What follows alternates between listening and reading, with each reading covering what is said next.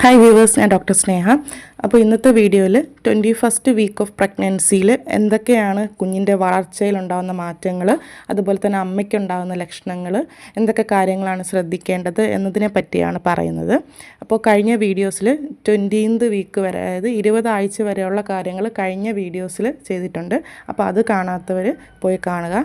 അപ്പോൾ നമുക്ക് 21st വീക്കിൽ 21ാമത്തെ ആഴ്ചയിൽ കുഞ്ഞിനുണ്ടാകുന്ന വളർച്ചയിൽ ഉണ്ടാകുന്ന മാറ്റങ്ങളും അമ്മയുടെ ലക്ഷണങ്ങളും എന്തൊക്കെ കാര്യങ്ങൾ ശ്രദ്ധിക്കണം എന്നത് നോക്കാം. 21st വീക്ക് എന്ന് പറയുന്നത് 5ാം മാസമാണ്. സെക്കൻഡ് ട്രൈമസ്റ്ററിലാണ് ഇത് വരുന്നത്. കുഞ്ഞിന് ഇപ്പോൾ 10.5 ഇഞ്ച് നീളവും 11 മുതൽ 12.5 ഔൺസ് വരെ ഭാരം ഉണ്ടാകും. ഏകദേശം ഒരു വലിയ വാഴപ്പഴത്തിൻ്റെയോ അല്ലെങ്കിൽ ഒരു വലിയൊരു ക്യാരറ്റിൻ്റെയോ വലിപ്പം ഉണ്ടാവും.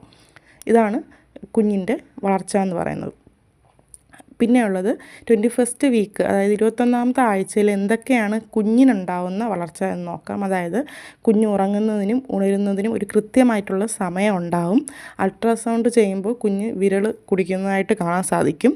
കുഞ്ഞിൻ്റെ ദഹന വ്യവസ്ഥ വികസിക്കും. അതുകൊണ്ട് തന്നെ ചെറിയ അളവിൽ അമ്നിയോട്ടിക് ഫ്ലൂയിഡ്, അതായത് അമ്നിയോട്ടിക് ദ്രാവകം വിഴുങ്ങാൻ കഴിയും. അത് കുടലിൽ ആഗിരണം ചെയ്യാൻ കഴിയും. കുഞ്ഞിൻ്റെ കരളും പ്ലീഹയും രക്തകോശങ്ങൾ ഉണ്ടാക്കാനും തുടങ്ങും. ഇതൊക്കെയാണ് മെയിനായിട്ട് കുഞ്ഞിൻ്റെ 21ാമത്തെ ആഴ്ച വളർച്ചയിൽ ഉണ്ടാകുന്ന കാര്യങ്ങൾ. ഇനി അമ്മയുടെ ലക്ഷണങ്ങൾ, അമ്മയ്ക്ക് എന്തൊക്കെ ലക്ഷണങ്ങൾ ഉണ്ടാകുമെന്ന് നോക്കാം. അതായത് പ്രധാനമായിട്ടും കോമണായിട്ടും കാണുന്നത് അതായത് നടുവേദനയാണ്. പിന്നെ സ്ട്രെച്ച് മാർക്ക് വയറിലുണ്ടാകും. അത് വയറ് വലുതാകുന്നതനുസരിച്ചുകൊണ്ടാണ് ഇങ്ങനെ ഉണ്ടാകുന്നത്. പിന്നെ റിലാക്സിൻ എന്ന ഹോർമോണ് പെൽവിക് ഏരിയയും സന്ധികളെയും അസ്ഥിബന്ധങ്ങളെയും അയവുള്ളതാക്കുന്നു. ഇത് ഡെലിവറി സമയത്ത് പെൽവിസിനെ വലുതാക്കാൻ സഹായിക്കുന്നത് കൊണ്ടാണ് ഇത് ആദ്യമേ തയ്യാറെടുക്കുന്നത്. പിന്നീടുള്ളത് ആമാശയത്തിലെ ആസിഡ് സെക്രീഷൻ അമിതമായിട്ട് ഉൽപ്പാദിക്കുന്നത് കൊണ്ട് തന്നെ നെഞ്ചിരിച്ചിൽ ഉണ്ടാവാനുള്ള ചാൻസ് കുറവാണ്. നെഞ്ചിരിച്ചിൽ ഉണ്ടാവാനുള്ള ചാൻസ് കൂടുതലാണ്. അപ്പം അതുകൊണ്ട് തന്നെ നമ്മൾ എരിവുള്ളതും കൂടുതൽ മസാല കൂടിയതുമായിട്ടുള്ള ഭക്ഷണങ്ങൾ ഒഴിവാക്കുക. ഗ്യാസ് വരുന്നതായിട്ടുള്ള ഫുഡുകൾ, അതൊക്കെ ഇന്ന ഫുഡ് കഴിച്ച് കഴിഞ്ഞാൽ ഗ്യാസ് വരും എന്നുണ്ടെങ്കിൽ അതും ഒഴിവാക്കാൻ ശ്രമിക്കുക. അപ്പോൾ അതൊന്ന് ശ്രദ്ധിക്കുക. പിന്നെ അമിതമായിട്ടുള്ള ചൂട് ശരീരത്തിൽ അനുഭവപ്പെടാൻ തുടങ്ങും. അതുകൊണ്ട് തന്നെ ടൈറ്റായിട്ടുള്ള ഡ്രസ്സുകൾ ഒഴിവാക്കുക. ലൂസായിട്ടുള്ള വസ്ത്രങ്ങൾ, കോട്ടൺ വസ്ത്രങ്ങളൊക്കെ ഉപയോഗിക്കുക. ഇന്നേഴ്സ് ആയാലും അങ്ങനെ തന്നെ ഉപയോഗിക്കാൻ ശ്രമിക്കുക. അല്ലെങ്കിൽ പലതരം യൂറിനറി ഇൻഫെക്ഷൻസോ അല്ലെങ്കിൽ ഫംഗൽ ഇൻഫെക്ഷൻസോ ഒക്കെ വരാനുള്ള ചാൻസും കൂടുതലാണ്. അപ്പോൾ അതൊന്ന് ശ്രദ്ധിക്കുക. പിന്നീടുള്ളത് സ്ട്രെച്ച് മാർക്ക് സാധാരണയായിട്ട് പ്രഗ്നൻസിയിൽ സ്വാഭാവികമായിട്ട് കാണുന്ന ഒന്നാണ്. ശരീരത്തിലെ മാറ്റങ്ങൾ വരുന്നതനുസരിച്ച് ചർമ്മത്തിൽ വരുന്ന മാറ്റങ്ങളാണ് ഇതിന് കാരണം. ഇത് കൂടുതൽ ചർമ്മത്തിൽ ചൊറിച്ചിലൊക്കെ ഉണ്ടാക്കാനുള്ള ചാൻസ് ഉണ്ട്. അമിതമായിട്ട് ചൊറിച്ചിൽ സഹിക്കാൻ പറ്റാതായിട്ട് ഉണ്ടാവുന്നുണ്ടെങ്കിൽ ശരീരത്തിലും വയറിൻ്റെ ഏരിയയിലൊക്കെ നന്നായിട്ടുണ്ടാവുന്നു എന്നുണ്ടെങ്കിൽ തീർച്ചയായിട്ടും ഡോക്ടറിൻ്റെ നിർദ്ദേശപ്രകാരം ഒരു മോയ്സ്ചറൈസർ ഉപയോഗിക്കുക.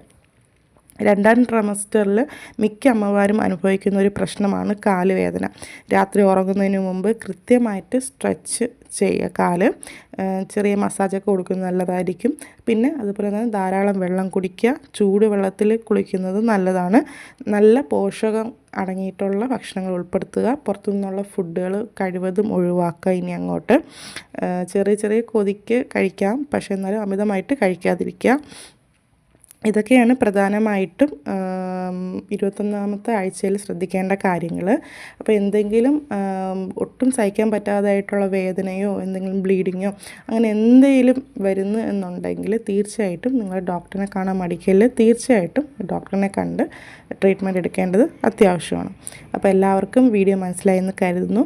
അടുത്തത് 22nd വീക്കിൽ എന്തൊക്കെയാണ് കുട്ടിയുടെ വളർച്ചയും കുഞ്ഞിൻ്റെ വളർച്ചയും അമ്മമാർ ശ്രദ്ധിക്കേണ്ടതെന്നതിനെപ്പറ്റി അടുത്ത വീഡിയോയിൽ പറയുന്നതാണ്. Thank you.